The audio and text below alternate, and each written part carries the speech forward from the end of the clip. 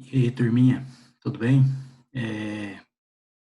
Seguinte, vamos dar prosseguimento nessas atividades que estão acontecendo no período de afastamento. Sei que não está fácil, peço que não se desesperem, mantenham-se dedicados, focados, anotem as dúvidas, e se Deus quiser, logo logo a gente está de volta e começa a reforçar novamente esse conteúdo que a gente viu no período de afastamento, tirar dúvidas e vai dar certo, tranquilo? Vamos lá, então. Iniciando e dando continuidade a isso, a nossa aula de hoje de geometria, para vocês nós vamos falar um pouco sobre ângulos e polígonos, né? Começar a estudar um pouco sobre os polígonos, tá? Então, aula de geometria plana, ângulos e polígonos, comigo, professor Gustavo, primeira série do ensino médio do Colégio Doutor Genserico Gonzaga Jaime. Qualquer dúvida, estou à disposição de vocês lá no WhatsApp, ok? Vamos lá, então. O que eu quero abordar com vocês neste primeiro momento? Vamos lembrar um pouco dos tipos de ângulos que a gente tem. Que ângulos são esses? Quais os tipos de ângulo que a gente tem? Imagine dois feixes de retas com inclinação, uma reta plana e outra com inclinação específica com relação à paralelidade desta reta plana e a formação de um ângulo interno que a gente chama de ângulo agudo, que é o famoso ângulo da meia-lua, né? Aquele ângulozinho que respeita uma parte de um arco de um círculo, né? Esse ângulo sempre vai ser menor que 90 graus, certo? Então, algumas figuras que podem nos representar a formação desse ângulo agudo. O próximo ângulo que eu quero que vocês relembrem é o obtuso, ou seja, é o ângulo que a inclinação da reta passa a ser maior, automaticamente o ângulo aumenta, né? Continua sendo formado por esse segmento de curvado de reta, e só que ele passa a ser maior que 90 graus. E o ângulo reto, o famoso ângulo reto, que é o ângulo quadradinho, né, vamos dizer assim, que é o ângulo que vale 90 graus, não é verdade? Já conhecem. Também o ângulo raso, ou seja, por que que ele é raso? Porque os segmentos de retas que se unem em um determinado ponto estão agora planificados. Ao estarem planificados, eles formam aí a famosa meia-lua, ou a metade de um semicírculo, de uma circunferência, né? E ele automaticamente vale 180 graus. E o famoso ângulo côncavo. O que é um ângulo côncavo? Você desplanifica no sentido anti-horário uma dessas retas. O que acontece? Você aumenta a amplitude de um ângulo e ele passa a ser maior que 180 graus, né? E menor que 360 graus. E também o ângulo completo, ou seja, o círculo ou circunferência, né? Que a gente sabe que é a volta completa da circunferência. Esse tem uma representatividade também angular de medida, que é igual a 360 graus, beleza? Só para a gente relembrar, conteúdozinho tranquilo do nono ano, para a gente entrar nas definições de polígono, que a gente vai precisar mais adiante. De linha poligonal. A linha poligonal é uma linha formada de vários segmentos de retas consecutivos e não colineares, né? Então, vários segmentos de retas que são consecutivos um após o outro e não colineares, ou seja, no mesmo sentido de planificação. Então, aí, tipos de linhas poligonais formando figuras, certo? Vários aí, vocês estão vendo, então, vários segmentos de reta formando as figuras, né? Olha só essa figura primeira e a segunda e a terceira figura. A diferença é que algumas têm cruzamento entre suas linhas, outras não. Reta fechada, né, vamos dizer assim, ou não. E o que é o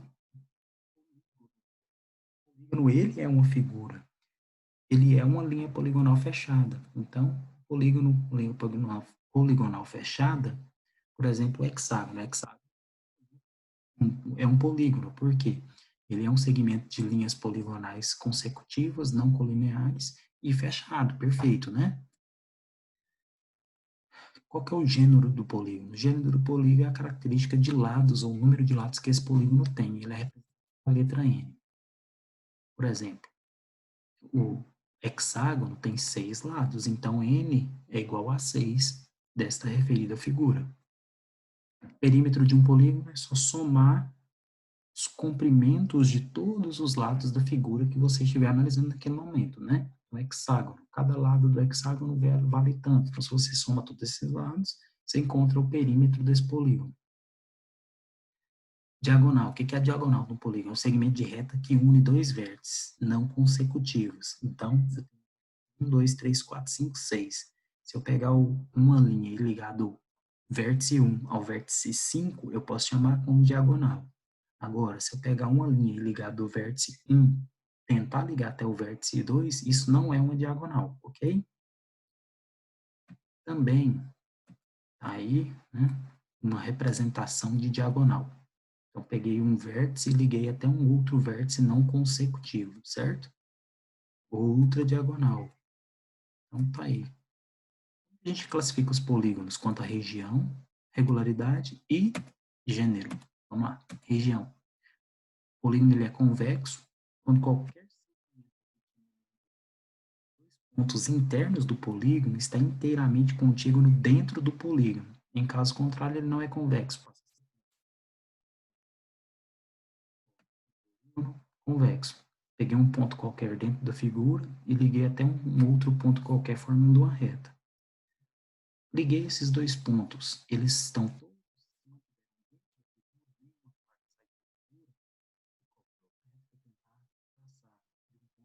desse polígono.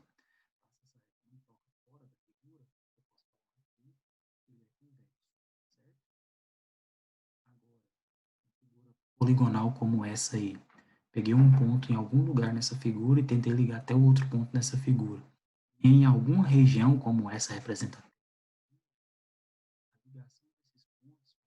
e essa reta saia fora, não fique dentro da figura. Saia.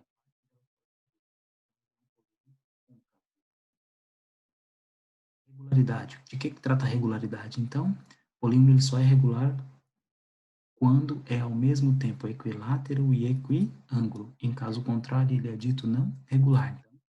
Regular quando ele tem ao mesmo tempo equilateridade e equiangulidade. Olha só.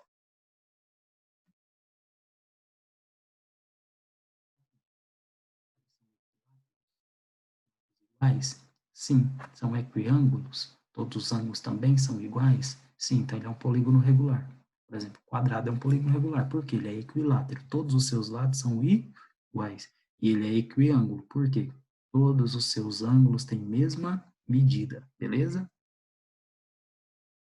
Último, quanto ao gênero.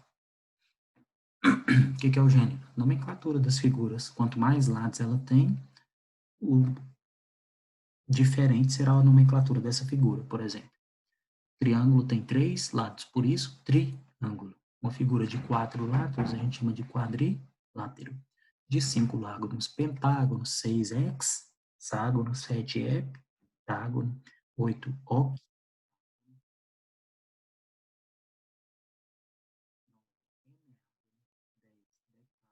11 decágono, 12 dodecágono e assim sucessivamente, né?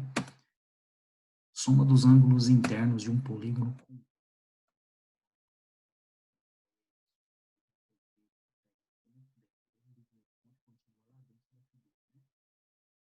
de 3 lados, o triângulo, quantidade mínima de triângulos. Eles vão ter ângulos iguais, certo? Que são os ângulos agudos. Os ângulos internos dele, como que é determinado? Tem que dar quanto? Tem que dar 180. Por quê? Ele tem 3 lados e a soma desses 3 lados tem que dar no máximo 180. Uma outra figura convexa, tracei até uma diagonal para representar para vocês. Um quadrilátero de 4 lados, certo? Ele equivale a 2 triângulos, se eu prestar atenção no que faz a diagonal dessa figura. Então, 2 vezes, se o triângulo tem 180 graus, porque tem todos os ângulos iguais, se eu formar 2 triângulos traçando uma diagonal no quadrilátero, 2 vezes 180, 360. Pentágono. Se eu traço 2 diagonais no pentágono, o que acontece? Eu formo 3 triângulos, isso essas diagonais encontrando no mesmo vértice, né? São 3 triângulos, então 3 vezes a soma dos ângulos internos de um triângulo.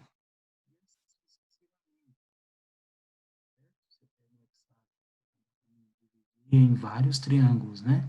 Estou ligando os vértices não consecutivos lá, passei 2 retas verticais e uma reta diagonal. Então, 4 triângulos vezes 180.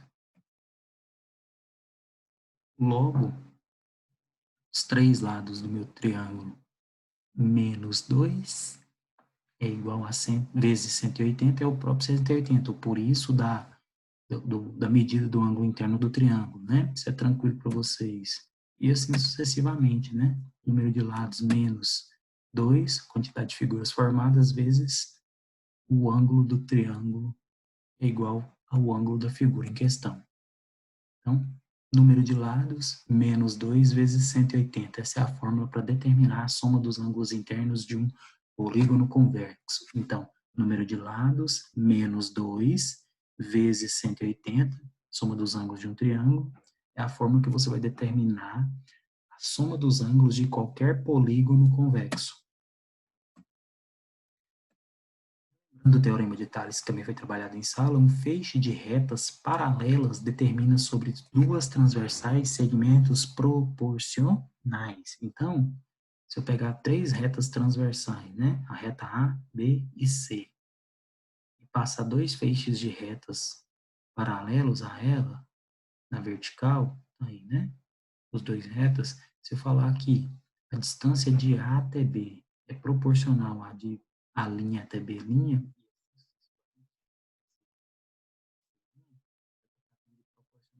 é o que trata o Teorema de Tales, né? Então, AB sobre BC é igual a A' sobre B' dividido por B' sobre C'.